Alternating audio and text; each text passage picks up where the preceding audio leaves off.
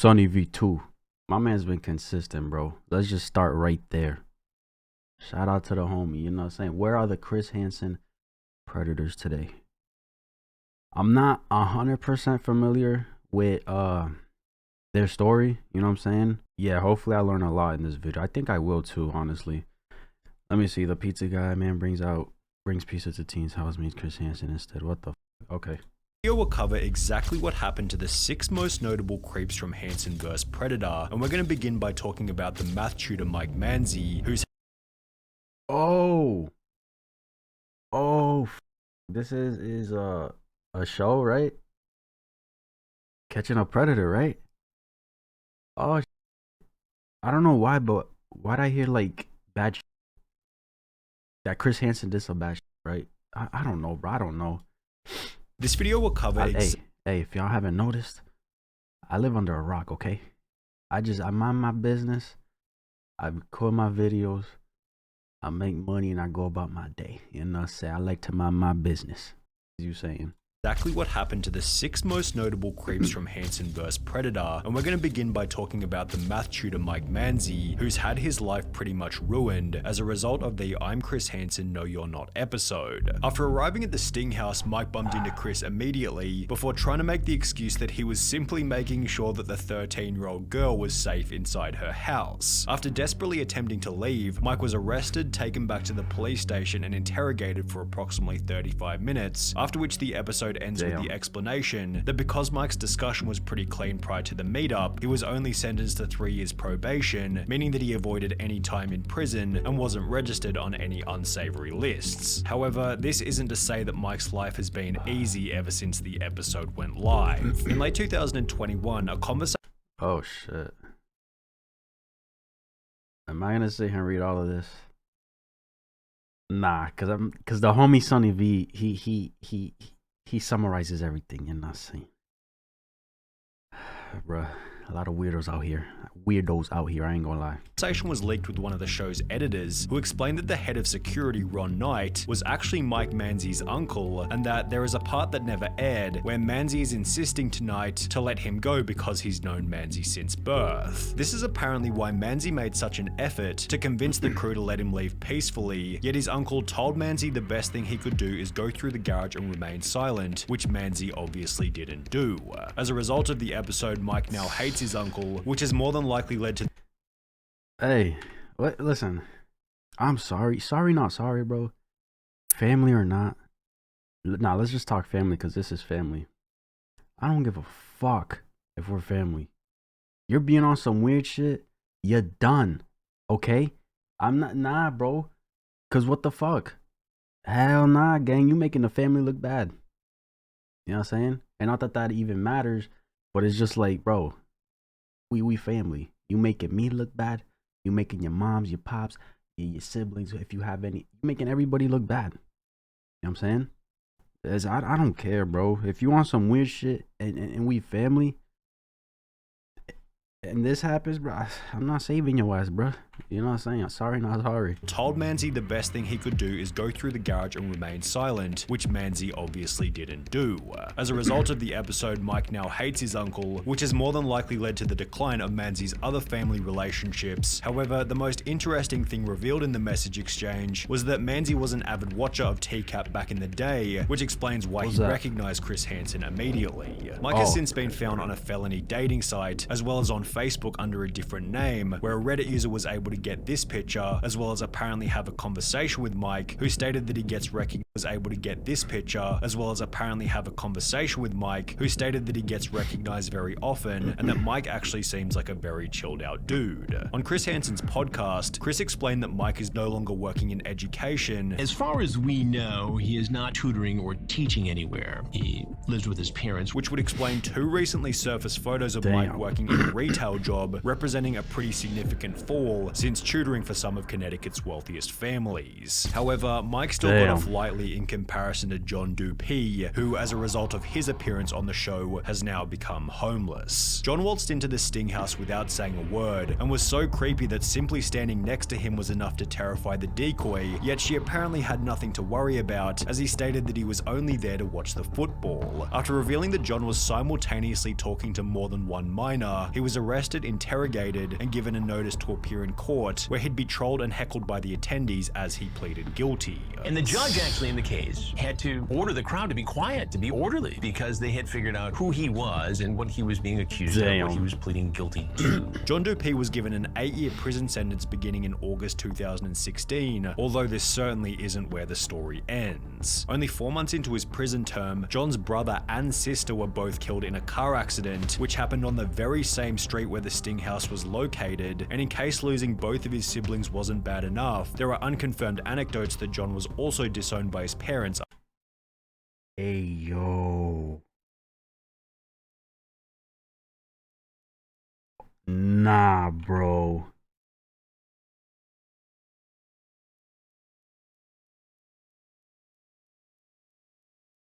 Oh no, bro. What the fuck? Wow.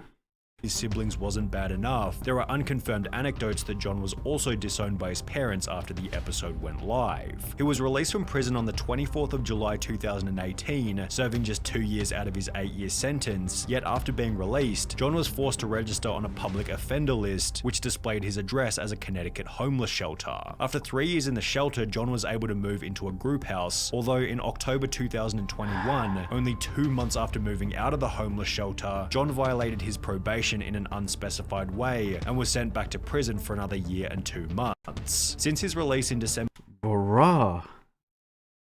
Listen, you know what's crazy, bro? Before he even broke down the whole losing his siblings and stuff, I was just gonna say, like, you can't really feel bad for these people, bro, at all. You know what I'm saying? Because they know what the fuck they're doing. Violated probation, bro. specified way and was sent back to prison for another year and 2 months. Since his release in December 2022, John has been residing in a shelter for recovering addicts, although John Dupee isn't the only person on this list who's been back to prison, as Joshua Colon also recently violated his probation. Joshua was the New York plumber who locked the door behind him after entering the Sting house, stating that his biggest nightmare was ending up on a Chris Hansen episode. After Josh comes out of the bar... That's tough. That's tough. That is fucking tough. My worst nightmare is ending up on his show, and buddy, you're on it. Fuck is you talk about? Hey, yo. that his biggest nightmare was ending up on... Bro, is it me or you can kind of hear... you can kind of hear SunnyV2, like, smirk up. Locked the door behind him after entering the Sting house, stating that his biggest he giggled. nightmare was ending up on a Chris Hansen episode. After Josh comes out of the bathroom, Chris is already there waiting for him. You know who I am? Yes. And as a result, Josh is unbelievably honest, laying out his intentions immediately. After being taken back to the station, he'd incredibly admit that this wasn't the first time that he'd met up with someone underage, which eventually helped the court to secure a 7-year prison sentence. After the sting happened, but before Josh went to prison, he was still working as a plumber and would admit to a co-worker that he was very remorseful and would happily take back his crazy Russian ex, then go back to that house with Chris Hansen. On his really bad days, he would talk about how he doesn't want to die alone and that he knows that he'll never have a semblance of a normal life again. Josh was sent to prison a few months later in early 2000. Bro, I'm sorry, but like, they doing all this weird fucking shit, bro. And not everybody has luck, you know what I'm saying? There's fucking dating websites, bro.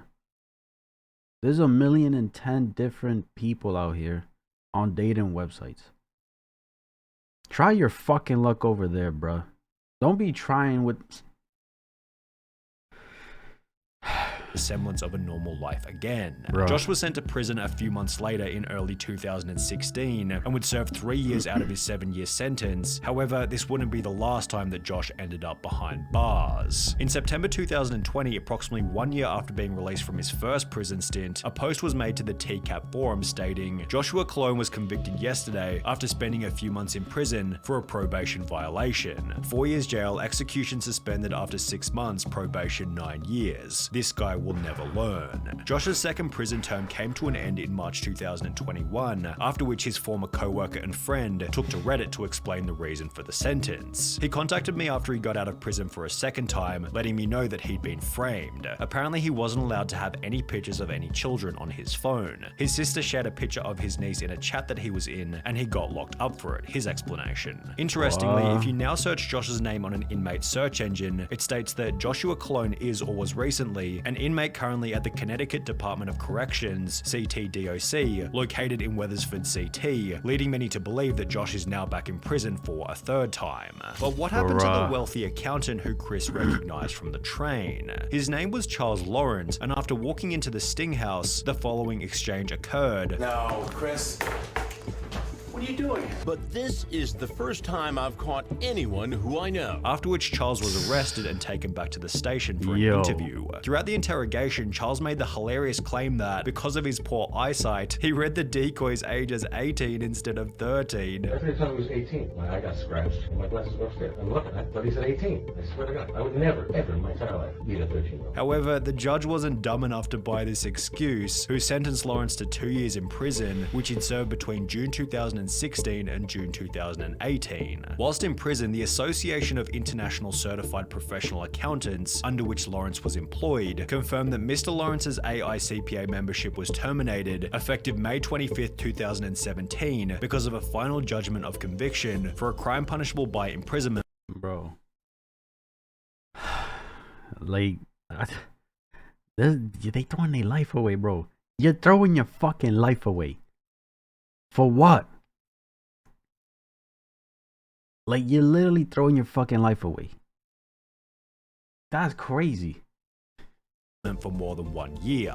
Chris also mentioned that Charles had a second job as a commercial real estate agent, and after finding Charles's LinkedIn, it states that he's the president of a company called Lawrence Real Estate Enterprises Inc., which is still active today and lists Charles as the company's CEO. However, Chris did mention on his podcast that Charles had some issues with keeping his license. I'm not clear as to whether or not he's still involved in commercial real estate. There was an issue with his license after his conviction, after he pleaded guilty. Although even if he was able to, it's unlikely that Charles would get much work these days given his reputation. In May 2021, a post was made to Reddit explaining that they saw Charles Lawrence living in an over 55s complex, which has been confirmed as true after looking up the address listed on his public offender registry. This page also shows the most recent photo of him taken in mid-2000. 66, bro.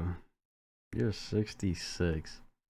Not that you have much life to live, you know what I'm saying? I don't know. You feel me? God can give you an extra 30, 45, 50, 60 years. I don't know. You know what I'm saying? But like, come on, bro. You're literally throwing your fucking life away.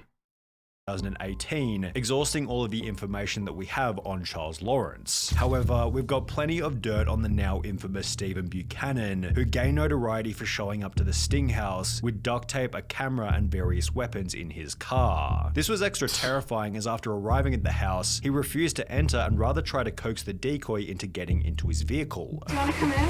Do you want to go? Can you just like come in and we can chat for a little bit? What do you want to do? I'll show you around first. You got some food if you want.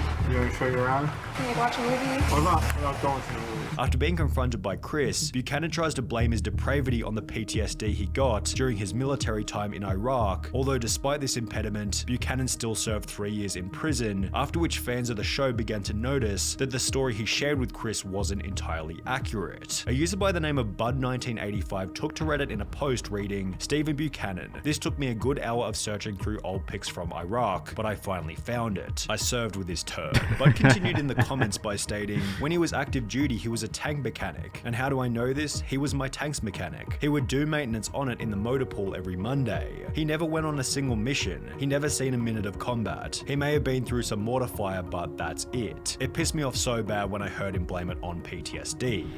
And then like you actually got people going through PTSD, bro. Like granted that going through mortar fire, that probably was enough for him, you feel me? Or even working with the tanks and shit was enough for him. Who knows? But like, bro, there's people out here really going through PTSD. They really got it. And you don't fucking use it as an excuse, you know what I'm saying? Or blame The most recent photo of Stephen PTSD. Buchanan comes from July 2022, which accompanies a further update from Chris Hansen's podcast. And as far as we can tell, he still lives in Connecticut with his parents. And he's working, driving a large truck. Also explaining that he was able to have a conversation with Stephen's father. I called the number we had for Stephen Buchanan, and a man picked up, and it actually sounded a little bit like Stephen Buchanan. And I asked for Stephen. Right away, the man said, "Is this Chris Hansen?" And I said, "Yes, it is." This is why you're calling. I said, "I'm calling for Stephen Buchanan." And the father had the tone of a man exasperated with having to deal with the circumstances around his son. He told me that Stephen has moved on with his life, and essentially that he wants to only look forward. And then the senior Buchanan asked that I never call the number again. But while Stephen has done a pretty good job of moving on with his life, this has been significantly more difficult for Jeff Sokol, who became arguably the most notable predator in Chris Hansen history after bringing a pepperoni pizza to the Fairfield Sting House. The iconic episode became etched in YouTube. Bro, you know what's crazy? This is Connecticut, right? This is like it's like about 2, almost 3 hours away from where I'm at, bro.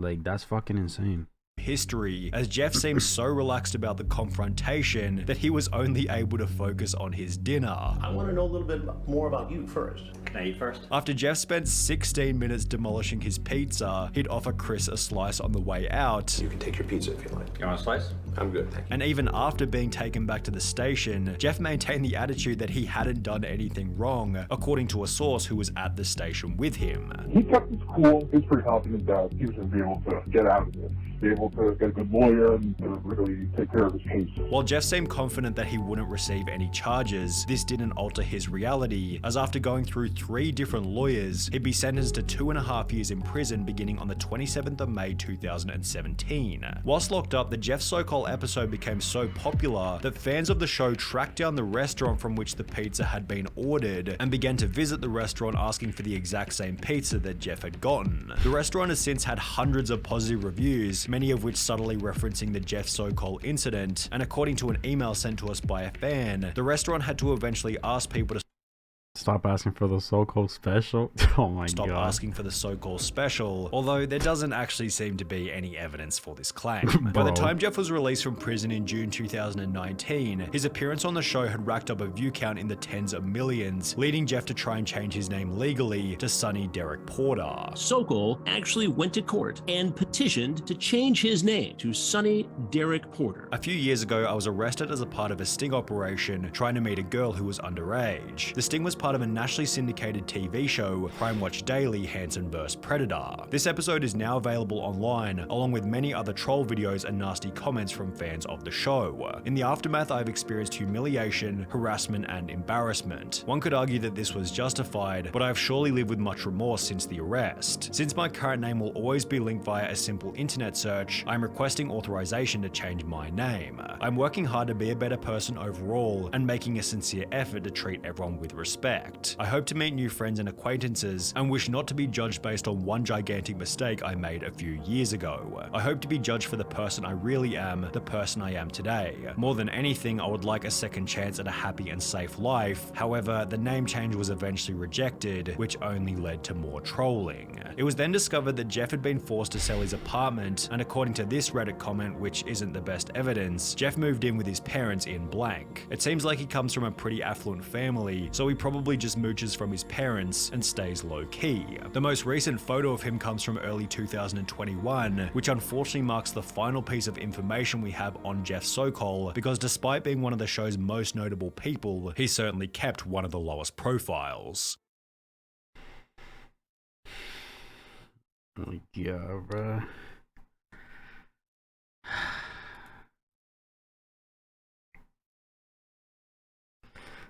This is crazy. The Sokol special is crazy. I ain't gonna lie. Bruh, we got dating apps, okay? You got your right hand or your left hand man, bruh. Stop being fucking weird, okay? Just stop being fucking weird. Like, what is you motherfuckers on? Like, shit catches on to you eventually, bro. Look at all these fucking weirdos. All these fucking weirdos, bro. Like, you're literally gonna throw your life away. Couldn't be me. I'll tell you that. Could not be me. I'd rather be alone than to fucking be this fucking desperate and to, you know what I'm saying? Fuck out of here, boy. I really appreciate how Sunny can summarize such long stories and still manage to include every point. So I fucking love this channel, bro. My man got it, you know what I'm saying? Charles Lawrence was such a fan of Chris Hansen, showed that he wanted to see it in person. It's terrifying to think what these people would have done. Yeah. Someone who has watched every single one of these episodes and completely forgot about them. This update was a pleasant surprise. We need a Chris Hansen back so he can continue to catch every predator and fight for justice and rights to the world. 809, that predator is absolutely terrifying. On the PTSD. Yeah, that boy ugly as shit, boy. Ugly, grown ass fucking man, bro. Like, y'all fucking weird as fuck. This motherfucker was weird, bro. When he pulled up to the crib. And was so creepy that simply standing what the fuck, you ugly next to him was that shit weird, bro. You weird as fuck. Man, listen. Listen. Please do not be like these fucking bozos. You know what I'm saying? Ever. Stay in your lane. You know what I'm saying? Stay in your fucking lane, bro. No cap. Let me know what you guys thought. That's my reaction. If y'all enjoyed, give this video a like, subscribe if you haven't. And I'm out.